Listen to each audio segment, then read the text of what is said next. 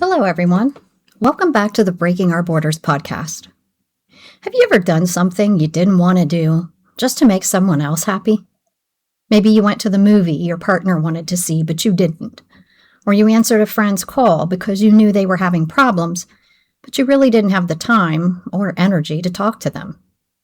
Then, after you do something you didn't want to do, you feel a little resentful that you didn't stand up for yourself and do what you wanted. Boy, I sure have. And that's why today I'm talking about creating healthy boundaries without feeling guilty about having them. I will explain what boundaries are, why we need them, and how to build them without feeling bad or selfish for thinking about what is best for us. So let's get started talking about that right now.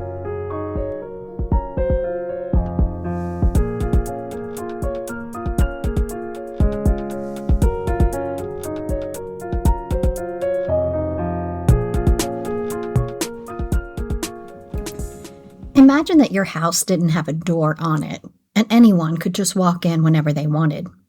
People could come and go all hours of the day, eating your food, using up your stuff, damaging your things, and leaving a mess. How long would you allow this to go on? My guess would be not for long. You would tell them to get out of your house, stop taking your stuff, and to stop damaging your things. You would protect your belongings. But so many of us allow people to do something similar to us on an emotional level every day. We allow others access to us all hours of the day. We allow them to use us emotionally to fulfill their needs, and we tolerate damage that is being done to our thoughts and feelings. Just as we would put a door on our house to keep people out when we don't want them there, we need to learn to have a boundary for our emotions so that they are also protected. Now you may be thinking, wait a minute, Dr. Border. You've been telling us to break down the borders in our minds, and now you want us to build up boundaries? Yes, but there is a difference between borders and boundaries. Borders are created to keep things in or out. Boundaries provide access when we decide we are willing to give it. The borders in your mind were likely built when you were a child, and they hold in unhealthy thoughts about ourselves that prevent us from being able to move forward towards a healthier life. Boundaries are like a gate in the border that we can use to allow the right people, thoughts, and beliefs in. A boundary is simply deciding what you will and will not allow in your own life. For people who experience childhood abuse, neglect, or emotional invalidation, their perspective of how love is given and received may be skewed. Their borders may be that love is earned by meeting others' needs, or if I say no, I will be punished or rejected, that their feelings really don't matter, and the only way to stay safe is to make everyone else happy. These borders are carried into adulthood, and behaviors of people-pleasing, perfectionism, codependency, and hypervigilance develop and control their personality. They will work tirelessly to earn the love and acceptance that was not given to them as a child. But this is not how healthy love and acceptance happens. As we break down the borders in our minds that tell us this is how we get love and acceptance, we need to learn to change our behaviors of working so hard to earn it. One way to do this is to create boundaries for our actions so that we are not used and drained of our energy just for others' needs. It also allows us to focus on our needs, something that we typically don't focus on or take care of. When survivors of childhood trauma think about creating boundaries, they often are resistant because it feels like they are being selfish or hurtful to the other person. They have been trained during childhood to do what makes their parents happy, not what they want to do. So if they resist what someone else wants, then they may feel guilty. The guilt is coming from a coping mechanism of the past and is not a healthy behavior. The borders in your mind are trying to guide you to past survival skills you used as a child, but those are not needed now as an adult.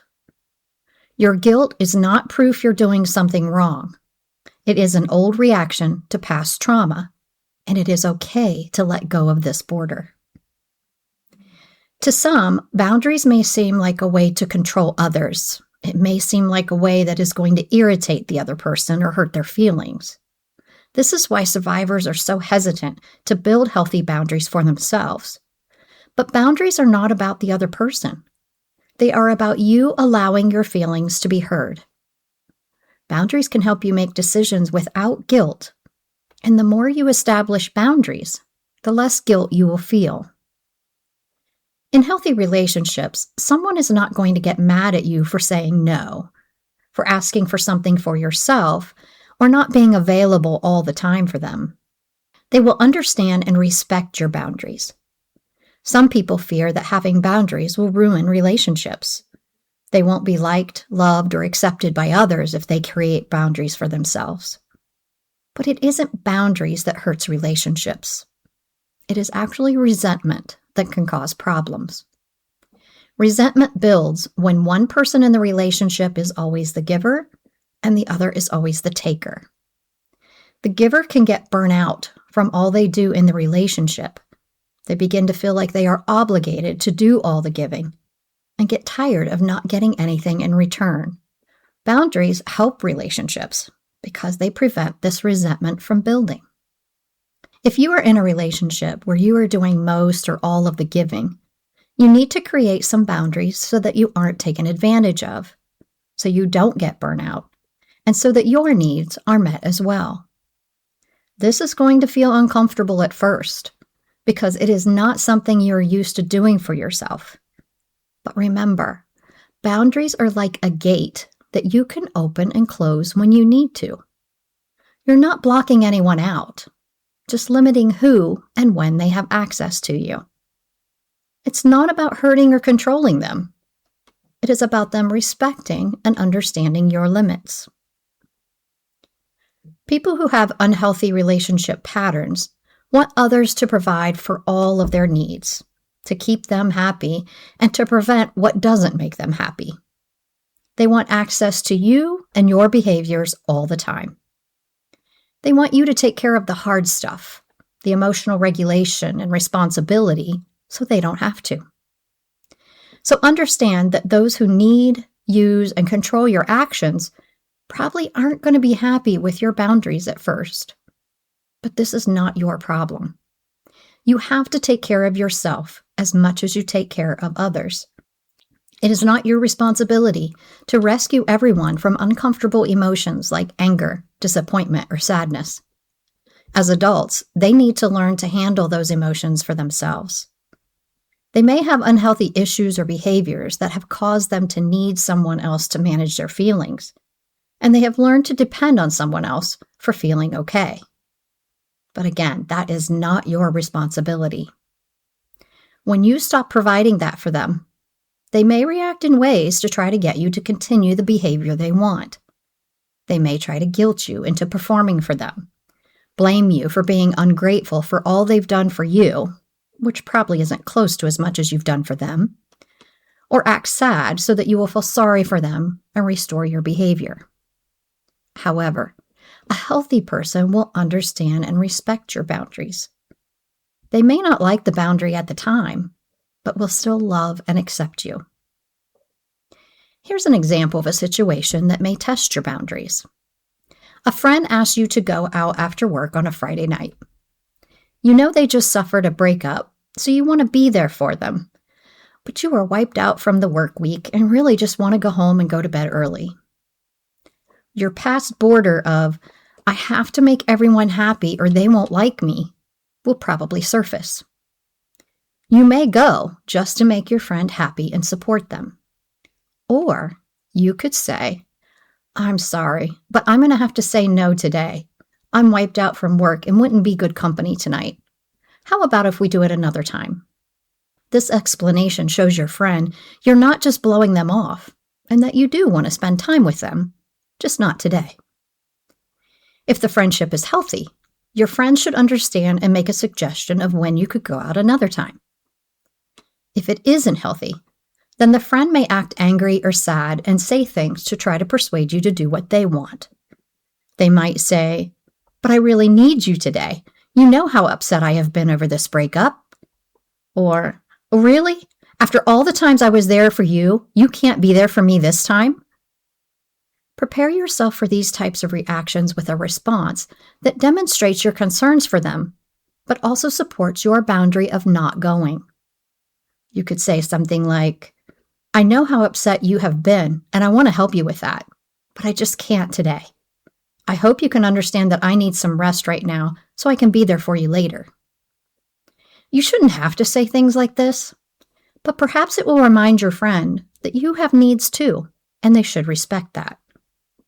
If they don't, stand your ground with your boundary and reflect on the kind of relationship this is. You deserve to have healthy relationships where your feelings and needs are respected. Now let's talk about the types of boundaries that you could create.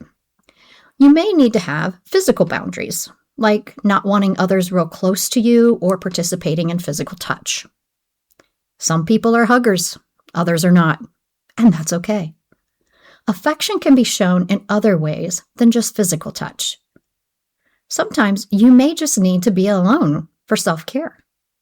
This is all totally reasonable to ask for. Emotional boundaries mean you are not allowing yourself to absorb other people's emotions. This doesn't mean you don't care about what they're going through, but you don't allow their mood to affect yours. It also means that you do not take responsibility for fixing other people's problems or for making them happy all the time. We are all responsible for our own problems and happiness. It is unfair and selfish to expect someone else to provide that for you. Again, this doesn't mean we don't care about what's going on with others, or that we can't help them figure out how to make things better. But we also need to be aware of our own feelings and needs and address those as well. We may need to place boundaries on our time, finances, and digital usage. Survivors of childhood abuse often want to do all they can to keep people around them happy. To do that, they are willing to give more time and money to others than they really have to give. They may spend a lot of their time answering digital messages or posts because they worry that they will hurt someone's feelings if they don't respond right away. It's okay to give to others, but just make sure it isn't happening more than what you are giving yourself. The last type of boundaries is mental. We can protect our thoughts by not allowing someone else to force their opinions on us or to treat us in an aggressive or disrespecting way. Those who want us to act in a way that meets their needs are not going to respect our thoughts, opinions, or treat us with respect when we present a different opinion. Establishing these types of boundaries are difficult for a lot of trauma survivors because they were trained from a very early age to be submissive and do whatever the other person wanted them to do. But when creating your boundaries, ask yourself, am I really hurting the other person by asking to be treated this way? And is their sadness, disappointment, or hurt my responsibility? Remember, if they truly care about you, they will respect your boundaries and not throw a fit because things are not going their way. It is very likely that someone who is using you to fulfill their needs will not be happy with your boundaries because it cuts off the unlimited access they had to you. But again, it is not your responsibility to care for others' needs to the point of ignoring your own. In healthy relationships, both people provide for each other's needs. Boundaries do not create unhealthy relationships, but they sure can reveal which relationships are unhealthy with the reactions to your boundaries. So what do boundaries look like? It can be as simple as saying, "No, thank you," when asked to do something you don't want to do. It can be as hard as telling someone that you are not going to continue talking to them if they're going to keep yelling and calling you names. I did this once with my ex-husband when we were in the midst of our divorce.